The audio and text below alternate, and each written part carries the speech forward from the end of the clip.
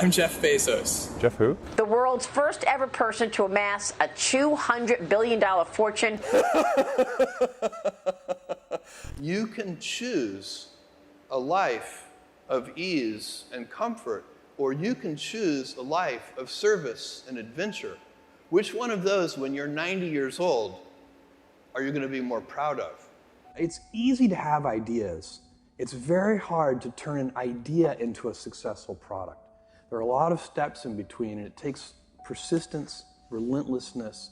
So I always tell people who are, who think they want to be entrepreneurs, you need a combination of stubborn relentlessness and flexibility. And you have to know when to be which. And basically, you need to be stubborn on your vision, because otherwise it'll be too easy to give up. But you need to be very flexible on the details, because as you go along pursuing your vision, you'll find that some of your preconceptions were wrong, and you're going to need to be able to change those things. So I think taking an idea successfully all the way to the market and turning it into a real product that people care about and that really improves people's lives is a lot of hard work. If I were a young college student today, I would be very interested in biotechnology. I think biotechnology is just a fascinating arena that probably in the next 10 or 20 years, there's going to be a golden age of biotech. One of the golden ages that's happening right now before our eyes is also artificial intelligence and machine learning. So that's another arena that I would be very interested in. It's very important for entrepreneurs to be realistic. And so if you believe on that first day while you're writing the business plan that there's a 70% chance that the whole thing will fail, and then that kind of relieves the pressure of self-doubt. I mean, it's sort of like, I don't have any doubt about whether we're going to fail. That's the likely outcome. And it just is. And to pretend that it's not will lead you to do strange and unnatural things. So and what you do with those early investment dollars, so if you have $300,000 and then you have $1 million, what you do with those early precious capital resources is you go about systematically trying to eliminate risk. So you pick whatever you think the biggest problems are, and you try to eliminate them one at a time. And that's how small companies get a little bit bigger, and then a little bit bigger, and a little bit bigger, until finally, at a certain stage, you reach a transition where the company has more control over its future destiny. This is very important for anybody who's going to start a company or market an invention to understand, is that brands for companies are like reputations for people. And reputations are hard-earned and easily lost.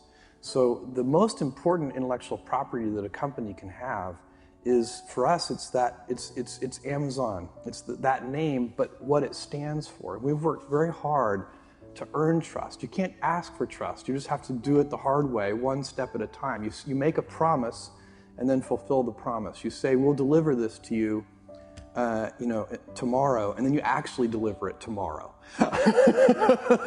And if you do that over and over again, then ultimately you can instill your company's name with a reputation. And that's, I think, sometimes people talk about brands in this very amorphous way, but for me, I like to think of it as a person, and what is the reputation that person has, and how have they earned that reputation? Everything I've ever done has started small. Amazon started with a couple of people, and Blue Origin started with 5 people, and the budget at Blue Origin was very, very small. Now the budget at Blue Origin approaches $1 billion a year, and next year it'll be more than $1 billion. And Amazon, it literally was 10 people. Today it's 500,000 people, but it's hard to remember for you guys, but for me it's like yesterday I was driving the packages to the post office myself, and hoping one day we could afford a forklift. And so for me, I've seen small things get big, and it's part of this day one mentality. I like treating things as if they're small. Amazon, even though it is a large company, I wanted to have the heart and spirit of a small one. I often tell people that I work with, if you can get, because people have very high standards for how they want their work life to be. And I said, look, if you can get your work life to be where you enjoy half of it, that is amazing, because very few people ever achieve that. Because the truth is, everything comes with overhead. That's reality. Everything comes with pieces that you don't like. You could be a Supreme Court justice, and there's still going to be pieces of your job you don't like. You can be a university professor, and it's still going to be, you have to go to committee meetings, and you have to do things. You know, every job comes with pieces you don't like. And we need to say, that's part of it. And not resent those pieces, or try not to, but also try to minimize them. The stress primarily comes from not taking action over something that you can have some control over. So if I find that some particular thing is causing me to have stress, that's a warning flag for me. What it means is there's something that I haven't completely identified, perhaps in my conscious mind, that is bothering me, and I haven't yet taken any action on it. I find as soon as I identify it and make the first phone call or send off the first email message or whatever it is that we're going to do to start to address that situation, even if it's not solved, the mere fact that we're addressing it dramatically reduces any stress that might come from it. So stress comes from ignoring things that you shouldn't be ignoring, I think, in large part. So stress doesn't come. People get stress wrong all the time, in my opinion. Stress doesn't come from hard work, for example. You know, you can be working incredibly hard and loving it. And likewise, you can be out of work and incredibly stressed over that.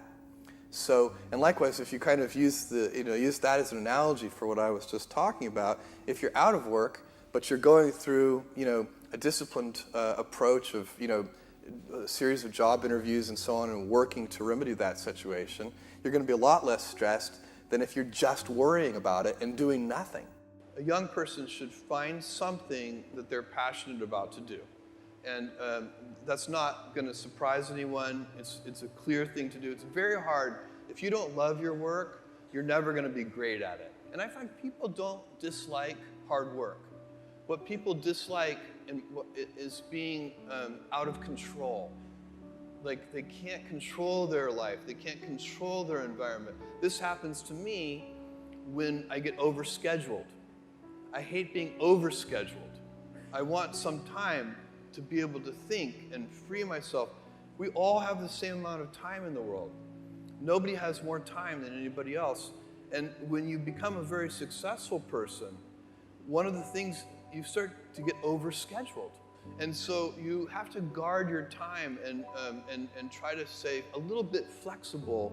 So that's, for me, it's not a waste of time, but I like to have some freedom of movement rather than having every minute of every day scheduled. I actually don't like Plan Bs. I find Plan Bs they defocus you from Plan A. Plan B should always be make Plan A work.